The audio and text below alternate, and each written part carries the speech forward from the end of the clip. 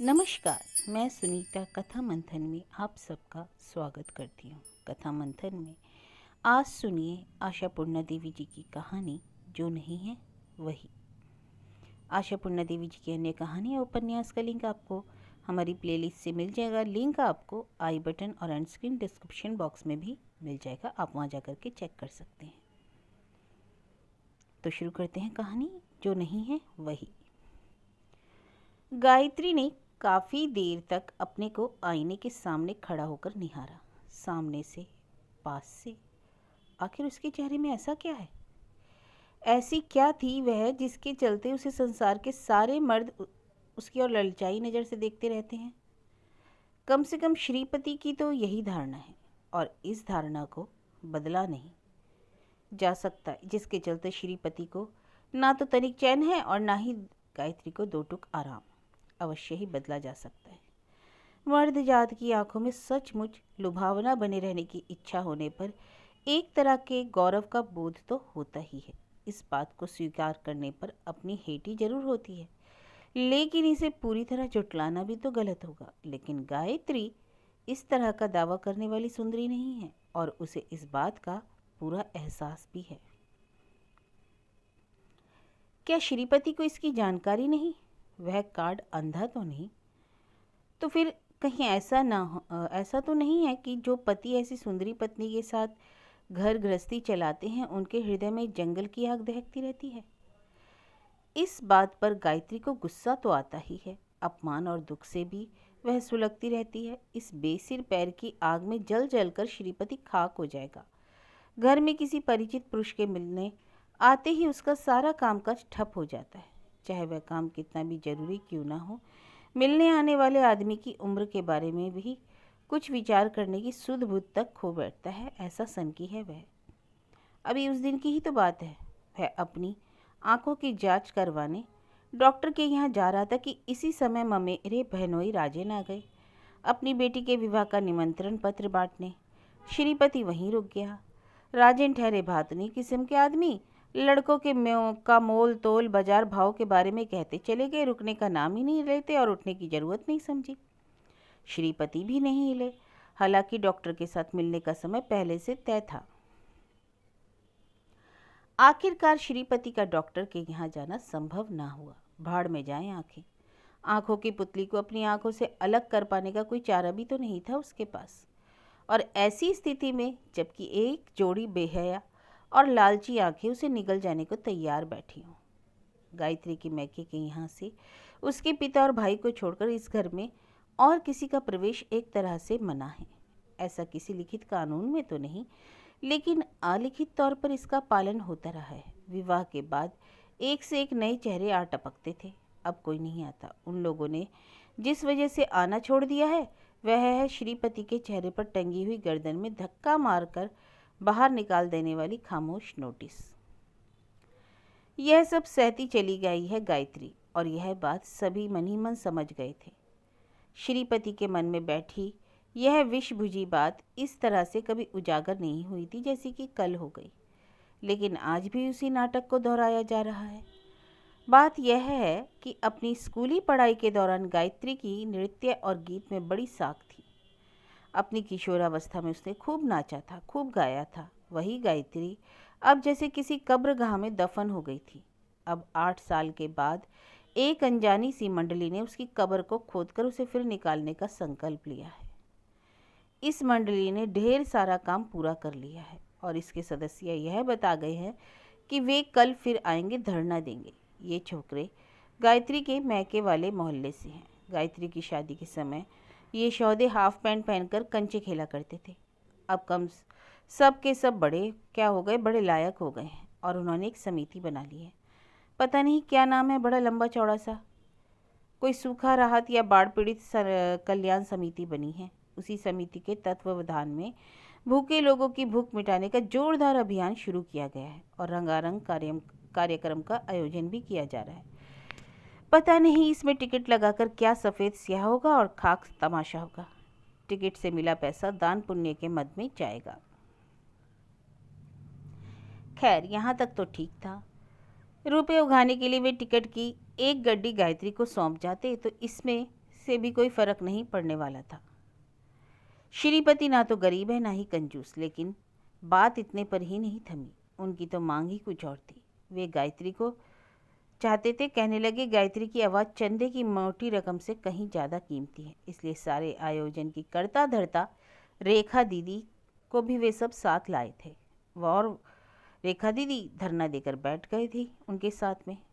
उनका प्रस्ताव सुनकर गायत्री पहले तो खूब हंसती रही, फिर बोली, मैं अब गाना वाना क्या गाऊंगी भला। यह तो गनीमत है कि तुम लोगों ने नाचने को नहीं कहा। आखिर यह भी तो था कि तुम लोगों के प्रोग्राम में। अब गाना वाना सब भूल भाल गई हूँ रे। क्या कह रही हैं आप? सीखी हुई चीज़ को कोई भला भूलता है? क्यों नहीं भूलता, बूढ़ी हो जाने पर सब भूल जाता है। लड़कों की मंडली ठठाकर हंस पड़ी। बूढ़ी? और आप? अगर आप बूढ़ी हैं तो फिर रेखा दी क्या है? स्थाफिर या कि भिक्षुणी? रेखा दी? रेखा दी की ओर ताककर गायत्री ने मुस्कुराते हुए कहा, रेखा दी की बात जाने भी दो, वे चिर तरुणी हैं। लंबी चौड़ी चौकोर काया वाली रेखा दीदी एक कुर्सी में किसी तरह खप गई थी और अब हाँफ रही थी। अब उनके बोलने की बारी थी। ऐसा भला कैसे संभव है? लेकिन तेरी तरह वे बेवक्त बूढ़ा तो नहीं गई और तू किसके गले मर गई रे? शादी तो हर किसी की होती है, लेकिन सब तेरी तरह डूब तो नहीं जाते कि सारी दुनिया को भूलकर बस तुम और मैं ही करते रहें। ओहो रेखा दी, तुम अपनी आदत से बाज नहीं आओगी? क्यों ना कहूँ, 100 बार कहूँगी। मैं तेरी तरह रंग ढंग बदलने वाली नहीं। रेखा दी ने फिर नरम पड़ते हुए कहा, अच्छा यह सब छोड़, अब चल तो सही। गायत्री यह सब सुनकर हंसती रही। मैं साथ चलूँ? क्या कह रही हो? और अभी इसी वक्त? बताओ तो कहाँ चलना है, कहाँ जाना है? कहाँ? जहन्नुम में। और कहाँ? रेखा ऊंची पड़ी। तेरी बात सुनकर तो देह में आग लग जाती है। इन लड़कों ने ठीक ही कहा था कि हमारे कहने से तो वे आएंगी भी नहीं, और तभी मैं मर खप कर यहाँ तक आई। और इस बार हम सब कसम खाकर आए कि अगर बाल खींचते हुए घसीट कर भी तुझे ले जाना पड़े तो हम वैसा ही करेंगे, तय है। बाहर कहीं निकलने के बारे में तो गायत्री सोच भी नहीं सकती थी। श्रीपति की अनुपस्थिति में श्रीमती गायत्री का जवान लड़कों के झुंड के साथ भटकते रहना और उनकी समिति के दफ्तर जाना, बाप रे! इसके बाद तो वह अपने घर वापस लौट भी पाएगी, लेकिन इस कड़वे सच को सबके सामने वह बता नहीं सकती। इसलिए उसने मजाक करते हुए कहा, भाई याद रखना कि इस घर के मालिक ठहरे वकील। तुम लोगों के नाम अनधिकार प्रवेश, बल प्रयोग पूर्वक लूटमार और अपहरण जैसे मामलों में शामिल होने के लिए चार्जशीट तैयार कर दिया जाएगा। अरे तू अपना वकील अपनी छाती से लगाए रख। रेखा दी तनिक उत्तेजित होकर बोली। हाथी घोड़े बिला गए सब, और मेंढक पूछे कितना पानी। रेखा भट्टाचार्य हाई कोर्ट के जज तक को एक हाट में बेच सकती है तो दूसरे हाट से खरीद भी सकती है। विजय तू जा गाड़ी स्टार्ट कर। गायत्री चल फटाफट, तुझे 1 मिनट का समय दे सकती हूँ। इतनी देर में साड़ी वाड़ी बदलना है बदल ले, चाहे तो जूड़ा भी कस ले बस। गायत्री जो भी बहाने ढूंढ ढूंढ कर जुटा रही थी, रेखा दी की बातों की बाढ़ में तिनके की तरह वह जाते थे। घर से 2-3 घंटे के लिए बाहर निकलना इतना मुश्किल है, वह इस बात को मानने के लिए तैयार ही ना थे। तू भी एक नंबर की घर घुसरी हो गई है रे, तभी तो घर से बाहर निकलने की जरूरत है। रेखा ने आगे जोड़ा। बड़ी भारी गृहस्थी है तेरी, मियाँ और बीबी और उसका ऐसा रोना। अरे तुझे तो 24 घंटे नाचते रहना चाहिए, तादीली न करना चाहिए। और दूसरी तरफ देख मेरा घर, जहाँ सुल्ताना डाकू के 4 जेबी संस्करण हमेशा ठाएँ ठाएँ डिशुंग डिशुंग करते रहते हैं, वहाँ पे ही मैं सिर उठाकर खड़ी हूँ और तेरे मुकाबले तो सचमुच बहुत आज़ाद हूँ। गायत्री उससे और कहाँ तक जूझती, फिर भी उसने एक बार कोशिश कर देखा। बात मियाँ बीबी को लेकर ही तो है। जब वे घर पर आएंगे और देखेंगे कि पंछी पिंजरा छोड़कर उड़ गया तो बेहोश ना हो जाएंगे। और जाने भी थे, बहुत सुन चुकी वह सब। घर वापस आकर आंचल की हवा कर देना, एक बारगी ढेर सारा पुण्य कमा सकेगी। मैं कोई जानबूझकर यह बात नहीं कह रही हूँ, लेकिन सच तो यह है कि तू शादी के बाद एकदम जाम हो गई। अरे ये पति वती किसी के नहीं होते और ना तो अपनी बीवियों को प्यारी करते हैं, समझ ले। रेखा दी ने अपनी मोटी गर्दन किसी तरह घुमाई और कहा, अरे कहाँ मर गई रे तेरी वह नौकरानी? अभी तक तो यहीं चक्कर काट रही थी। अरे सुन तो जरा। एक 14-15 साल की लड़की आकर खड़ी हो गई। अच्छा तो तू है, सुन। तू क्या कहती है इसे, बहुरानी, राजमाता या भाभी श्री? खैर जो भी बोलती हो, मैं इसे दबोच कर ले जा रही हूँ। बाबू साहब जब घर आए तो कहना घर में कुछ डाकू ज़बरदस्ती घुस आए और उनके साथ उनकी सरदारनी रेखाबाई भी आई थी, उन्हें पकड़ कर ले गई। ना बाबा, तुम्हारे साथ कौन बहस करे। अरे बाबा, अब आज कुछ तय तो है नहीं, कल निकल पड़ूंगी तुम लोगों के साथ। अरे ओ मौलो, ले चल अब झटपट, तेरी कसम तो टूटने से बच गई। कल से छोरियों को रिहर्सल भी दिलवाना है। चल वहीं सब तय करेंगे, तमन्ना करेंगे किसको कैसे सजाना धजाना है। और ये छोकरे सब अपने अपने गलमुच्छों पर ताव देते फिरते हैं, कहकर मस्ती मारते हैं। यह सब भार तो रेखा दी पर है, जैसे रेखा दी ही की सास मरी है और अब ले देकर सिर्फ 4 दिन हाथ में है। अब गायत्री क्या करेगी? खैर वह इस शर्त से कार में बैठी कि शाम के 5 बजे तक घर जरूर पहुंचा दिया जाएगा। हाँ बाबा हाँ, रेखा दी चुटकी ली। ओह तेरा भी खंबा बड़ा भारी है, एकदम हिलता नहीं। मैं तो भगवान से यही मनाऊंगी कि अगले 7 जन्म तक किसी वकील के पल्ले ना बनना पड़े। क्या रौब है, दाव है। नौकरानी को 1000 तरह से समझा बुझाकर गायत्री घर से निकल पड़ी। आपको ले जाने में जितनी मेहनत करनी पड़ी गायत्री दीदी, इसके मुकाबले तो गंधमादन पर्वत को उठा ले जाना कहीं ज़्यादा आसान होता। अपनी सफलता पर खुश होते हुए लड़के ने सस्ती सी चुहल की। वैसे वीर हनुमान के दल की क्षमता का पता तो चला, गायत्री ने भी फीकी मुस्कान के साथ कहा, लेकिन उसके सीने के अंदर जैसे बार बार हथौड़ा पटका जा रहा था। उसे विश्वास था कि वह श्रीपति के आने से पहले ही घर लौट आएगी, लेकिन उसका यह विश्वास भी ना जाने कब कैसे जाता रहा। ऐसा ही तो होता है। सूखा राहत के दुख से द्रवित ये महानव जिस तरह से चौकड़ी जमाए बैठे थे, उससे यह जान पाना मुश्किल ना था कि वे सब अपने किसी दोस्त की शादी में बाराती बनकर बैठे हैं। सब के सब अपनी परिकल्पनाओं में डूबे थे। हवाई मंसूबे, लाल झाड़फानूस जैसे ढेरों कार्यक्रम जिनकी कोई गिनती न थी। इसके बाद सब में कतर ब्योत। आखिरकार शाम की काली छाया जब और गहरा गई तो गायत्री को ख्याल आया कि 5 तो कब के बज गए हैं, 95 मिनट पहले ही। गायत्री एकदम असहाय हो गई। वह उठ खड़ी हुई, लेकिन चलने को तैयार होने के बावजूद और कितनी देर होगी पता नहीं। अगले दिन आने का वादा लेकर ही सब ने उसे छोड़ा। घर पहुंचाने कौन जा रहा है, रेखा दी ने पूछा। जवाब में किसी ने कहा, अरे अपने शिवाजी भाई गाड़ी लेकर तैयार हैं। शिवाजी? शिवाजी यह कौन है भला? गायत्री को ऐसे किसी आदमी के बारे में कुछ मालूम नहीं। क्या पता वह इन लोगों की उम्र का है या इनसे बड़ा और बुजुर्ग। जो भी हो, यह सब सोचकर गायत्री का कलेजा कांप गया। उसकी कहीं घनी मूछ दाढ़ी तो नहीं। उसे मालूम है कि श्रीपति जब इन छोकरों को ही बर्दाश्त नहीं कर पाता तो शिवाजी भैया को कितना झेल पाएगा। एक तो शिवाजी और ऊपर से भैया। सोने पर सुहागा, गायत्री ने बेचैनी भरे स्वर में पूछा। क्यों, तुम में से कोई साथ नहीं चलता? भला उस आदमी को क्यों मेरी खातिर परेशान कर रहे हो? हाय रे अनजाने अनदेखे। गायत्री की बात खत्म होने के साथ ही बाहर से एक लड़का आया और सामने खड़ा हो गया, जिस थोड़ी देर पहले भले आदमी का जामा पहनाया गया था। उसने बताया कि जब तक काम पूरा नहीं हो जाता उससे दिन में 2 बार घर से ले आने और घर छोड़ाने का भार उसी पर है। आइए मैडम, उसने कहा, चिंता की कोई बात नहीं।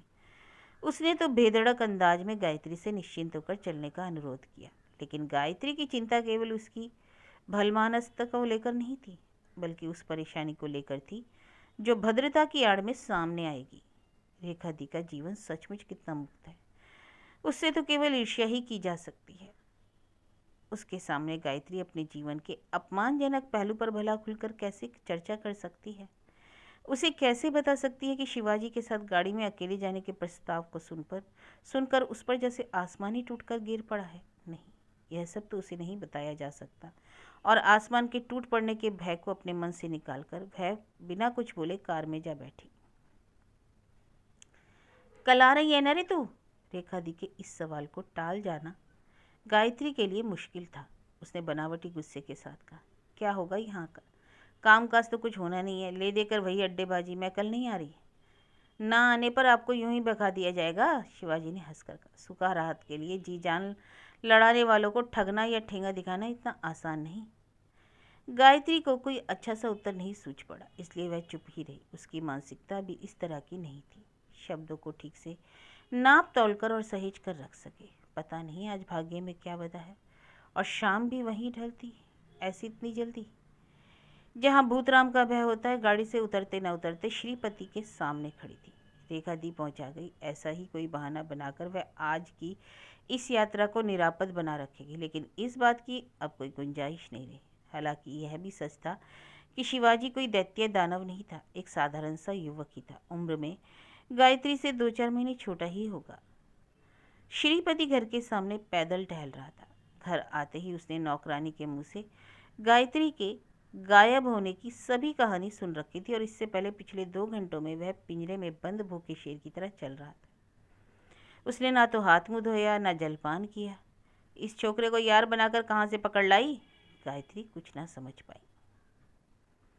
एकदम लोटन कबूतर जैसा लग रहा था। गायत्री ने तब तक थोड़ा साहस बटोर लिया था। मन ही मन में उसने तिनक कर कहा, क्या उल्टा सीधा बके जा रहे हो? वह एक भला लड़का है। हाँ हाँ, एकदम दूध पीता बच्चा ही जान पड़ता है। खैर, कहाँ से आ रही हो? जहन्नुम से, गायत्री के मन में आया कह दे, लेकिन वह बोल ना पाई। श्रीपति को कहाँ कौन सी बात खल गई वही जाने। तभी उसने अपनी नाराजगी को छिपाते हुए कहा, कुछ ना पूछो, आज अचानक दोपहर को अच्छी खासी मुसीबत गले आ पड़ी। पहले से ना कुछ कहा ना कुछ बताया और रेखा दी टपकी और फिर जबरदस्ती गले पड़ गई। ढेरों बहाने बनाए कि टल जाए, पर वे टस से मस ना हो तब ना। टालने की इच्छा हो और गले पड़ी मुसीबत ना टले, मैं ऐसा नहीं मानता। श्रीपति का तेवर वैसा ही बना रहा। आखिर माजरा क्या था, जरा मैं भी तो सुनूं। अचानक रेखा दी के प्यार में ज्वार कहाँ से आ गया? बासी कड़ी में उबाल की तरह। आखिर कोई बात तो होगी। गायत्री ने खिन्नता दिखाई। आखिर तुम किसकी इजाज़त से दर्जन भर छोकरों के साथ हाय हाय करती हुई घर से बाहर निकल गई? श्रीपति के स्वर में विषभुजा व्यंग था। यह ठीक है कि श्रीपति इस तरह के कठोर शब्दों का इस्तेमाल नहीं करता है, और यह भी सही है कि ऐसा कुछ कहने का मौका भी गायत्री ने उसे कभी नहीं दिया। मौके बेमौके वह अपने मैके तक नहीं जाती और ना तो रास्ते पर आने जाने वाले रेड़ी वाले या फेरी वाले को ही कभी बुलाती है। अरे मैं ठहरी एक खरीदी हुई दासी है, मैं नहीं जानती थी, कहती हुई गायत्री खिड़की के सामने खड़ी हो गई ताकि थोड़ी खुली हवा मिल सके। और नहीं तो क्या हो, बस गज भर लंबी जबान चलाती रहो। तुम्हें पता है कि मैं ऐसे लफड़े पसंद नहीं करता। आखिर ऐसा क्या था कि रेखा दी को तुम्हारी ज़रूरत पड़ गई? मैं भी तो सुनो। गायत्री ने सब कुछ झेलते हुए गहरी सांस छोड़ते हुए कहा, रेखा दी नहीं, मेरे मैके के इलाके के कुछ लड़के एक चैरिटी शो कर रहे हैं जिसमें मुझे गाना गाना है। अच्छा, सिर्फ एक गाना गाने के लिए? एक कुटिल और काली मुस्कान के साथ श्रीपति ने कहा, नाचने को नहीं कहा? पूरे देश में और कोई गायिका नहीं मिली उन्हें? शायद मुझ जैसी नहीं गायिका नहीं मिली होगी। गायत्री के चेहरे पर गर्व का भाव था, लेकिन श्रीपति की मानसिकता ऐसी न थी। वह इन बातों को हंसी में उड़ाते। उसने मुंह बिचका दिया और जहर उगल दिया। रूप से रिझाना और गाने सुनाकर पैसे कमाना भले घर की बहू बेटियों का काम नहीं, समझी? ऐसी उल्टी सीधी बातें मत करो, समझ गए? गायत्री ने भी उलट कर कहा। वहाँ खड़ी नौकरानी मुंह भाई सब कुछ सुन रही है, और तुम यह कैसे सुना रहे हो? आजकल कौन नहीं यह सब करती है? जी हाँ, हर कोई करती है। फैशनेबल घरों की 2-4 औरतों की बेहया हरकतें देख देख कर तुम लोगों की आंखें चुंधिया गई हैं बस। और यह बात गांठ में बांध लो और उन दूध मुँहे बच्चों को भी समझा दो कि यहाँ उनका खोटा सिक्का नहीं चलेगा। सालों को कोई और जगह नहीं मिली। गायत्री ने संयत स्वर में कहा, अब उनसे कुछ ऐसा नहीं कहा जा सकता। मैंने वादा कर लिया है। वादा किया है? अच्छा, फिर तो ऐसा लगता है कि तुम्हारा दिमाग ही फिर गया है। कल आए तो 2 टूक जवाब दे देना, मेरे पति को यह सब पसंद नहीं। ऐसा भी कभी कहा जा सकता है? यह सुनकर तो श्रीपति के आश्चर्य का ठिकाना ही नहीं रहा। वह फूट पड़ा। यह बात नहीं कही जा सकती कि पति को यह सब पसंद नहीं। घर की बहू 1500 लोगों के सामने स्टेज पर ठुमके लगाएगी, गाने गाएगी, सबको बड़ा आहा लगेगा। यह सब ना अच्छा लगेगा। यह सब कोई अगर इसे बुरा बताए तो बुरा ही जान पड़ेगा। मैं तो इसमें कोई बुराई नहीं देखती। गायत्री ने अपने मन प्राण की सारी शक्ति बटोर कर कहा, तुम भले ना देखो, मैं तो देख रहा हूँ, समझी? और अब ज़्यादा जुबान मत चलाओ। लेकिन सिर्फ कह देने से ही बात बन सकती है? तो कहीं ताश के खेल की तरह एक पत्ते के बाद दूसरा पत्ता फेंका जाता है। अगर बीवी ऐसी खूबसूरत हो तो पति के कलेजे में हमेशा जलती रहने वाली जंगली आग सा श्रीपति की बात का एक दूसरा सिरा फिर सुलग उठा। किसी भले आदमी के घर में आने के लिए अच्छा समय निकाल लिया है। दोपहर के सन्नाटे में दूध पीते बच्चे हैं ना, अभी तक दूध के दांत नहीं टूटे। मेरे सामने आते तो मज़ा चखाता कि याद रखते। कैसे, जरा मैं भी तो सुनूं। धक्का मारकर बाहर निकाल देते? जरूरत पड़ने पर वह भी करता, और गर्दन पकड़कर बाहर खदेड़ देना कुछ भी नहीं है। उन शोधों का सही इलाज है चाबुक। घुमा फिराकर वह ऐसी बातें करता रहा। श्रीपति को होश नहीं था कि वह क्या कुछ कहता जा रहा है, और आखिरी बात कहकर वह जो वाक्य जड़ देता था वह तो जैसे मर्म को और भी बुरी तरह छील देता था। पति को यह सब पसंद नहीं, इस बात की रट लगाने वाली का सिर कैसे झुका दिया जाता है और ऐसी स्त्रियों का स्वभाव और चरित्र कितना ऊंचा होता है, श्रीपति को इस बारे में अच्छी तरह मालूम है।